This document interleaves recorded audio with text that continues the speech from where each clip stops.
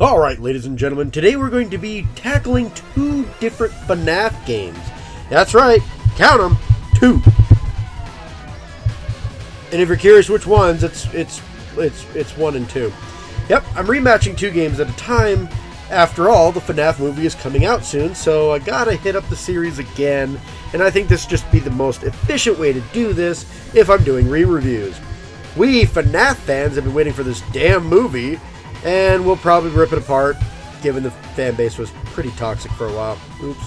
Still, fascination with this series is what started out me looking into gaming side of YouTube, and inspired me to become a YouTube star. Alright, at least a low-budget YouTuber with opinions anyway. Regardless, this time, I'm gonna visit this rundown pizzeria once more. Scott Cawthon, the creator of the game, was in game development for some time before he struck gold with his indie horror franchise. The ones I'm more familiar with would be the Desolate Room, the Desolate Hope, and Chipper & Sons. Yeah, Chipper & Sons Lumber Company, with the latter being one of his more important games.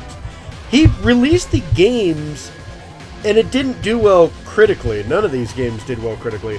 I guess people were intimidated by the characters looking more animatronic, especially on Chipper & Sons Lumber Company. This reminded people of Chuck E. Cheese animatronics, and about a year later, Scott released Five Nights at Freddy's, inspired by these criticisms.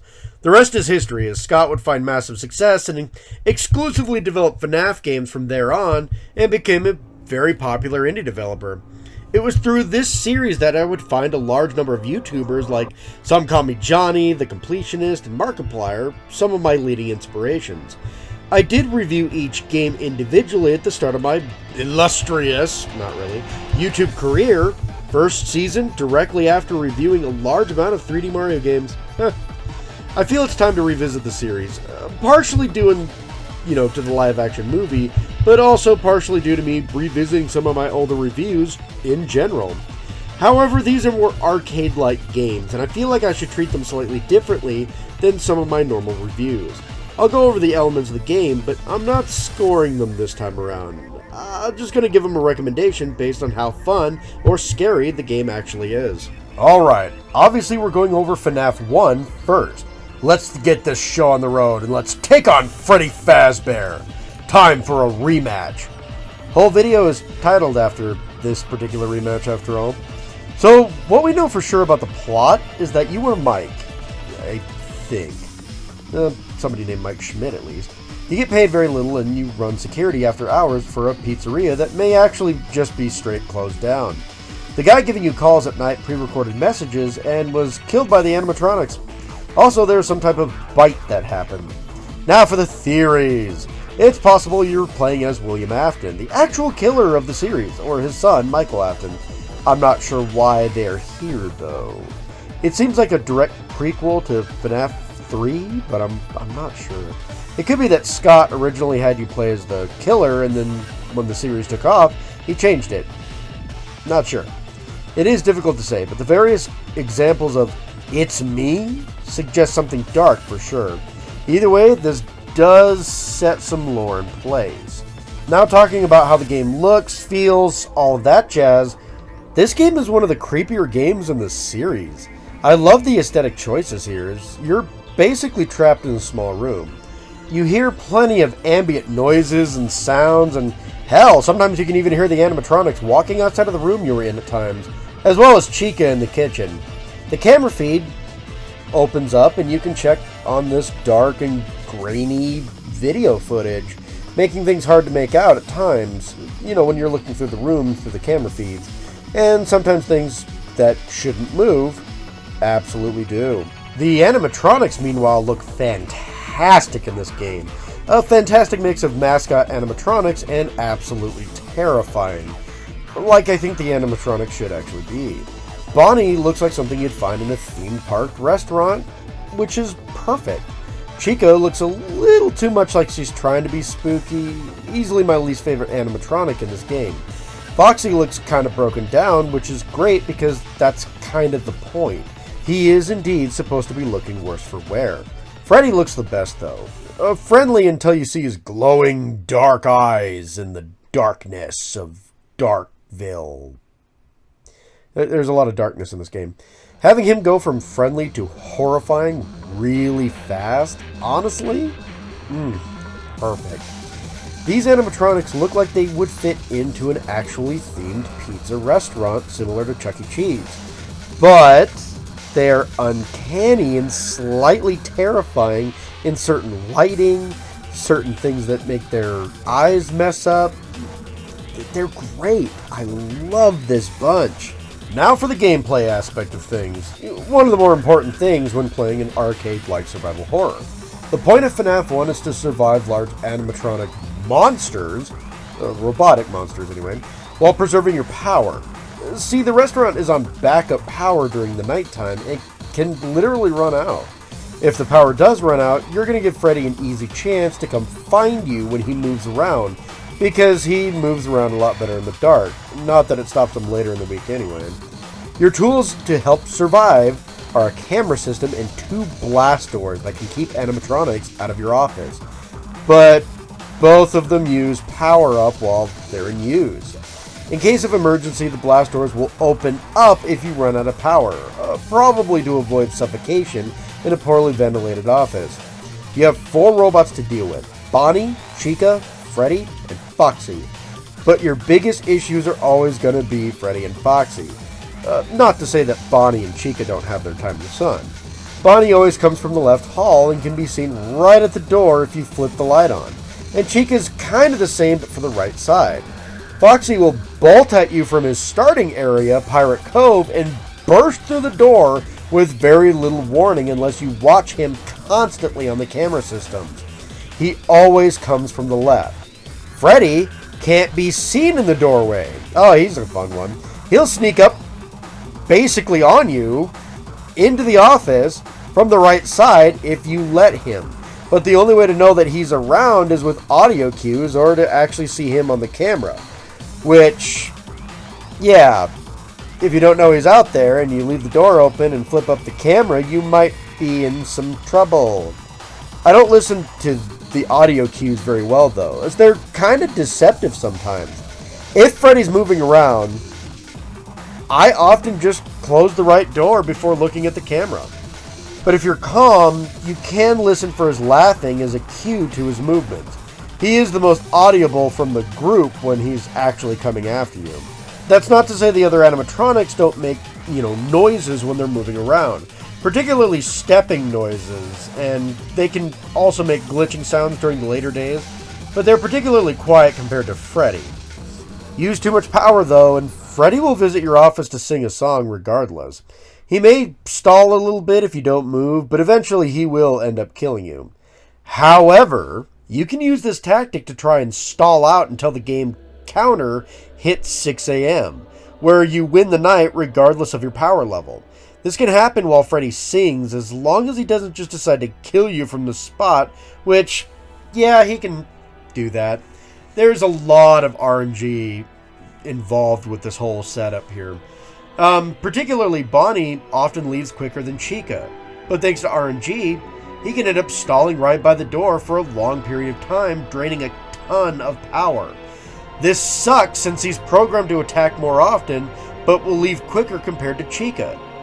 But Chica can attack you just as often as Bonnie does, thanks to the RNG.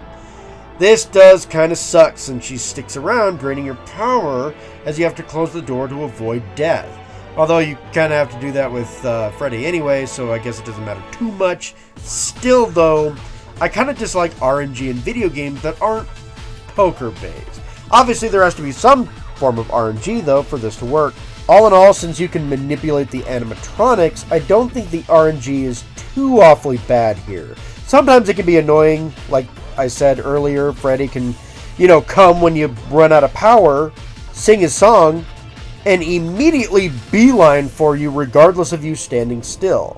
But for the most part, you can also manipulate the animatronic AI as well. So there is a bit of a balance there. I don't think it's too awfully bad. I think it's probably the best balance throughout the series. Speaking of RNG though, there are a lot of things that you can find on the cameras. Different secret situations that will pop up occasionally. I have pictures of some of them, but I don't exactly have video of it. Some of these are rare. The only one I saw was basically all the heads in the parts and services room staring directly at the camera.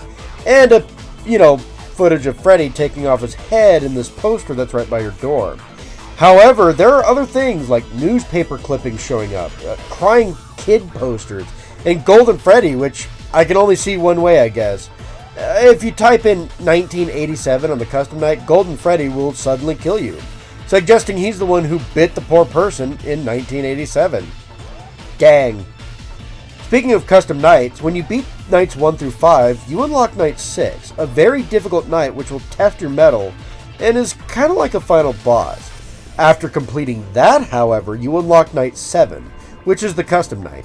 You can pick the aggressiveness of all the animatronics, not including Golden Freddy. You can make Foxy super aggressive, turn off most of the animatronics and look for secrets. Or you can, of course, do the dreaded 420 mode, which is the toughest challenge yet. Completely optional, however, but you do get a star if you beat it, I guess. I never have, I rarely tried. Got mauled the few times I did, though, so yeah, no thanks. Overall, FNAF 1 is the best balance of scary, gameplay, RNG, and tense. It has the right amount of mechanics versus atmosphere to really get things going. While this isn't my personal favorite in the series, I do feel like this is probably the gold standard of FNAF games if you're looking at them critically. It is the one I recommend the most, but it isn't perfect either. The RNG elements can absolutely be frustrating when the RNG just decides to mess with your run entirely. Luckily, the days aren't super long, and the game can mostly be beaten around an hour, warranting very little death. At least that's how long it took me to get through things this go around. The thing is, I noticed the console version is a lot easier than the PC release. Use a controller if you want, a less frustrating time for sure. At the end of the day, I do highly recommend this one though, either through console or PC. Alright, now that we've covered most of FNAF 1, let's talk about FNAF 2, which came out the same year. Let's jump right into it and take on the puppet. Or the marionette. Time for a rematch. So, what do we actually know of the story of this game? Well, this basically answers everything we technically need to know about the Bite of 87. Oh yeah, I know. That is a bold claim to make, but it makes sense. This game takes place in 1987, so where else could the story really go? The game subtly hints that Golden Freddy's spirit came first, then the puppet allowed all the other animatronics to be possessed, possibly even making Golden Freddy. You know, the spirit mixed with the machine, I suppose. We can see this as well as the purple man who killed all the children. The puppet clearly hates him and wants to stop him. We don't really know why Golden Freddy is there, but he seems more aggressive to this character named Jeremy Fitzgerald. We learn later on that this is also the name of one of the missing kids too, so it's probably a fake name. There's also a character in the VR area named Jeremy as well. I'm not sure why the name keeps repeating. With all this, we can conclude one thing. Jeremy is possibly the victim of the Bite of 87. The game takes place late in the year, and the restaurant is shutting down. And at the end of the week, Jeremy is put on to one last party during the daytime. He's there the last day, and since no one brings up the potential bite of that year, it most likely hasn't happened yet. Meaning Jeremy is most likely the victim. And Golden Freddy is most likely the perpetrator of said victim. Although I'm not sure if they know which animatronic technically did the Bite of 87, because it's not really brought up.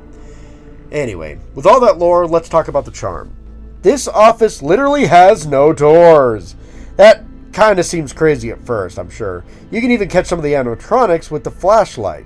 See, there's a main hallway outside of the office that leads into multiple party rooms.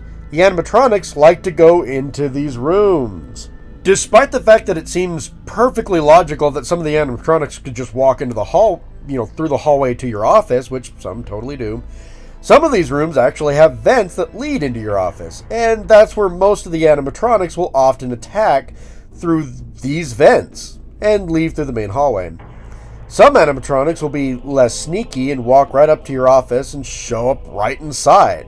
This is reserved for Freddy and Toy Freddy. Apparently they're more bold than the other 11 animatronics. There are 11 animatronics this time around, and some of the designs are my personal favorites. First, you have the toy animatronics, more friendly looking versions of the cast. Toy Bonnie is my least favorite, as he kinda looks like a drugged up Muppet. Toy Freddy is okay, and his eyes go dark right the hell away. Kinda similar to Freddy from FNAF 1. Toy Chica, however, oh man, she looks normal, but then loses her beak and her eyes go dark right away when she leaves the stage. Her appearance literally changes the most while moving through the entire pizzeria. This also makes her look the most terrifying out of the toy animatronics, which is awesome. This is actually my favorite version of Chica to date, having a fantastically great balance. Remember, when the animatronics look friendly but also terrifying and have that great blend, that's what makes them great in my opinion, and Toy Chica does that really well thanks to her beak just straight vanishing. However, that doesn't always have to be the case, as in the parts and services room, the older animatronics are there as well, and they look a bit withered. The withered animatronics are the ones from FNAF 1, kind of, but their parts are being scrapped and used for the new toy animatronics. However, these beasts are still somewhat active. Yeah, the withered animatronics will start up and begin visiting you around, night 3. These kind of look scary offhand, but they're kind of supposed to look that way too. They are, being used for spare parts, after all. They aren't on the main stage, so yeah, they can look terrifying right out the gate. Though Freddy doesn't look too awfully different, he just looks like a bigger version of Toy Freddy. Chica has some dental issues and her hands are both missing. Still, absolutely terrifying. I still like Withered Chica. I like Toy Chica more, but Withered Chica still looks pretty good. Bonnie, however, looks the worst for wear and is the poster child for the withered ones. He's missing his entire face mask, exposing all the wires and the endoskeleton underneath, as well as having glowing red eyes, or eye anyway. This design is amazing and my favorite animatronic to date. Lastly, there's the Mangle, Balloon Boy, and the Marionette, or better known as the Puppet. The Puppet is creepy as hell, and while I like the design, it frankly just looks too creepy to be an actual kid's toy to my knowledge. Balloon Boy's dorky and, says hi all the damn time. No big deal there, and Balloon Boy's not really built to be creepy anyway. The Mangle was destroyed by children and adopted as a take apart and put together an attraction, though. I guess I can buy this. Kids are ruthless, so sure. But that thing looks terrifying out the gate. Very similar to the withered animatronics. Hell, Foxy looks better than this. Yeah, Withered Foxy, he shows up relatively quickly compared to the other withered animatronics. But, he doesn't look that different from his FNAF 1 counterpart. Mangle, however, looks absolutely horrifying. What happened here?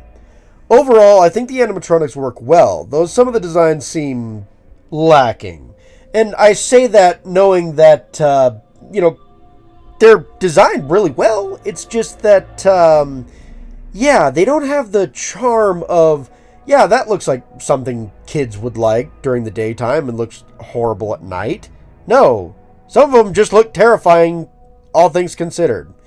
While some of the other animatronics are some of the best in the series. What the hell's up with that? Moving on to the gameplay, obviously there are no doors in your office. You mostly wait until an animatronic is either in one of the two vents or appears in your office entirely. When this happens, you have to whip on a Freddy mask to fool any dangerous robots.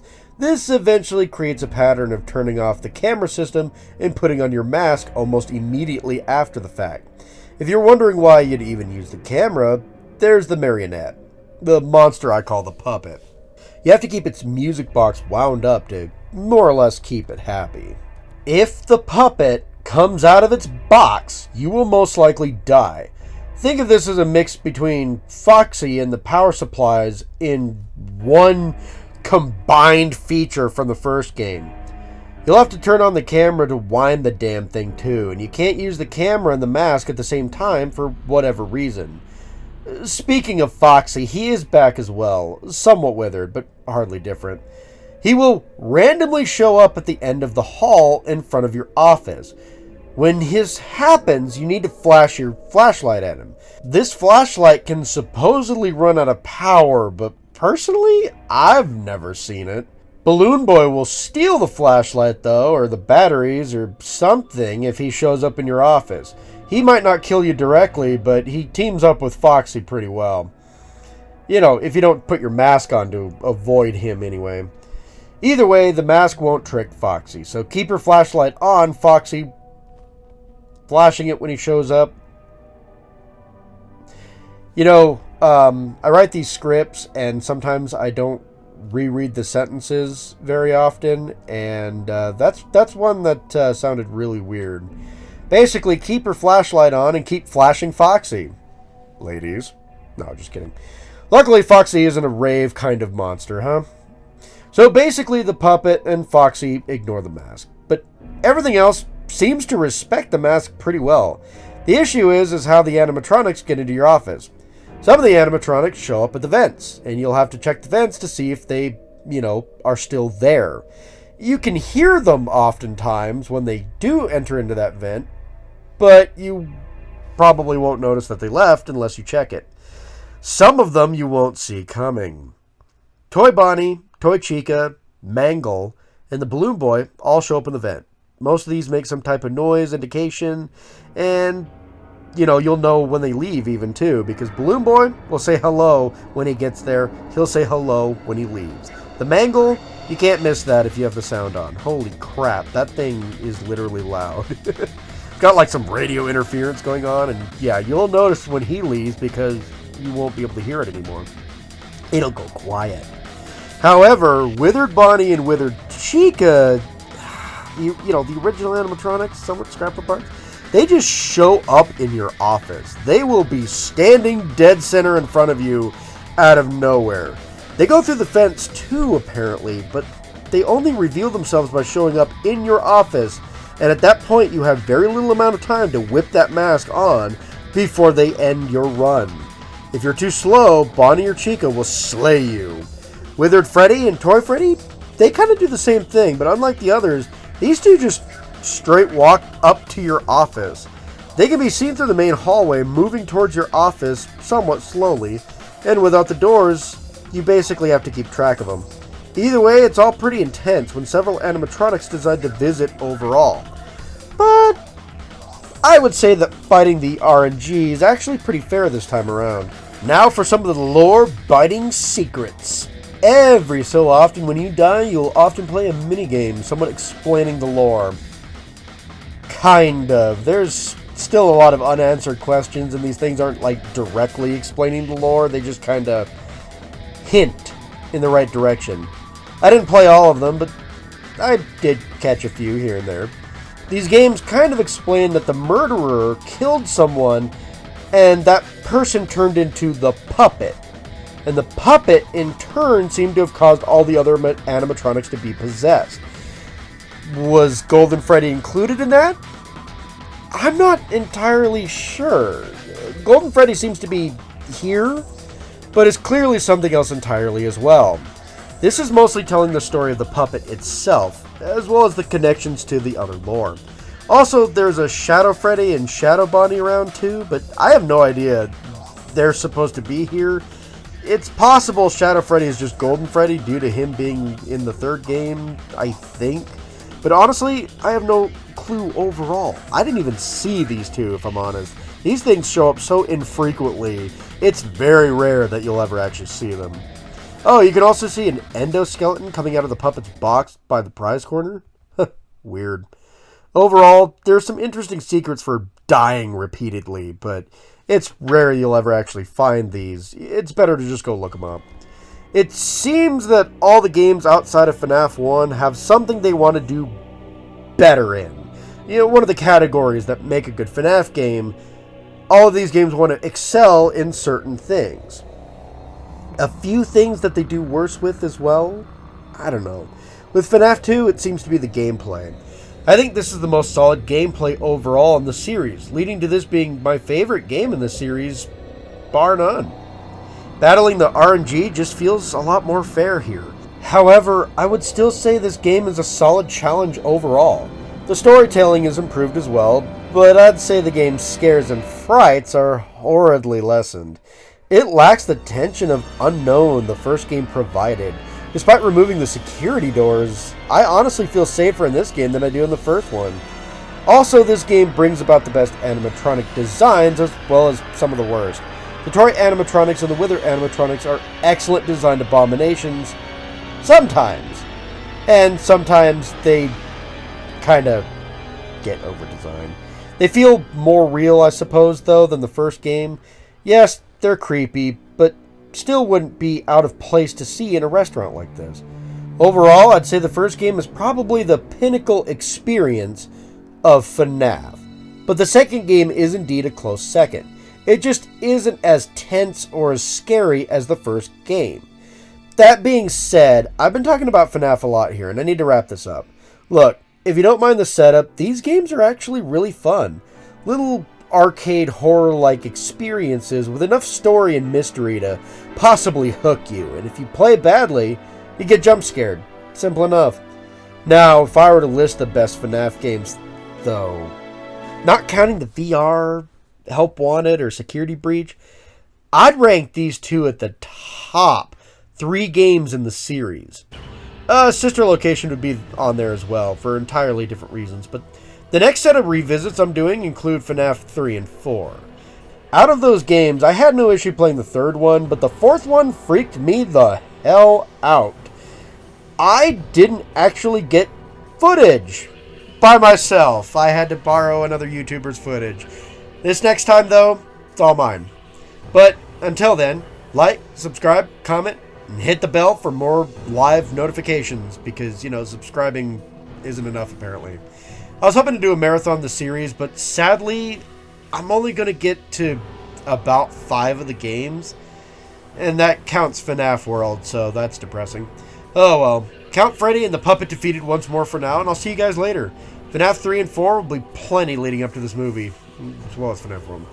Take care, my minions. Bye-bye.